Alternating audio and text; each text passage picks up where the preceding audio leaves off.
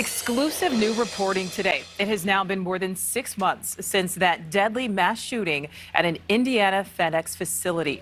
8 people lost their lives on that April day. The shooter had been on law enforcement's radar for more than a year. His own mother saying her son should have been flagged.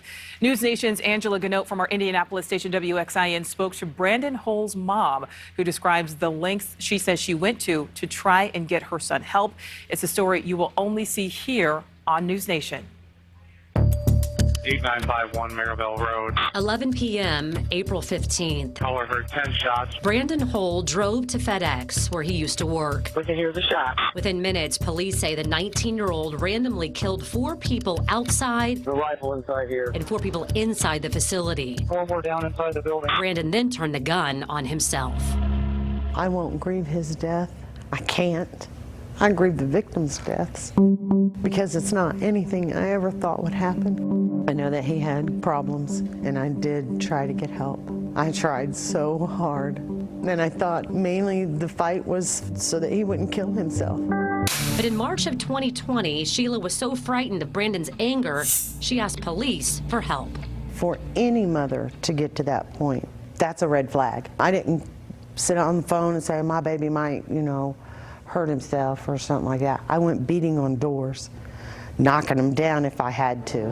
On March 2nd, Sheila went with Brandon to an Army surplus store and he bought a gun. She says she went so she knew what he was doing. The store was out of bullets, so while Brandon slept, Sheila made a plan and went to East District roll call in person. Several IMPD officers came to their home. Brandon was handcuffed, his shotgun confiscated, and he was taken to Eskenazi.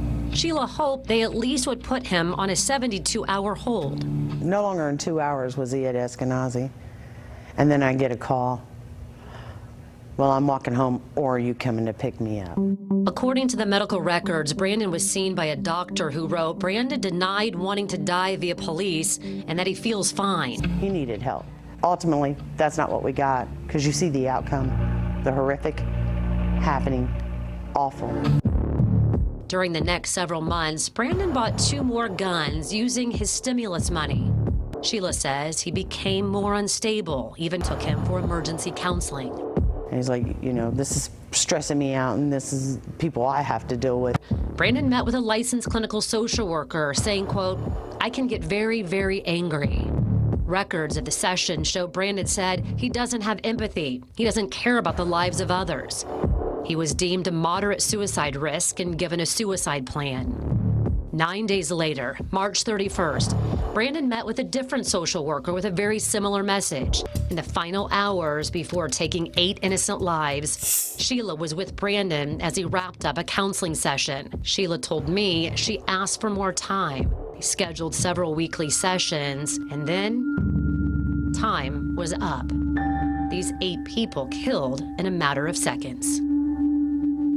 I just want people to know that if there's something wrong, I wish I could tell them who to call, because I can tell them, maybe they could call me and I would try to help them, because now I have nothing. You want to see me bust down some doors and get you some help? I bet I do. Maybe I didn't do it for my son, but I will for you. Angela Ganote, NewsNation, Indianapolis. Thank you so much for watching. Make sure to click on the red subscribe button below so you can get more of NewsNation's fact-driven, unbiased coverage.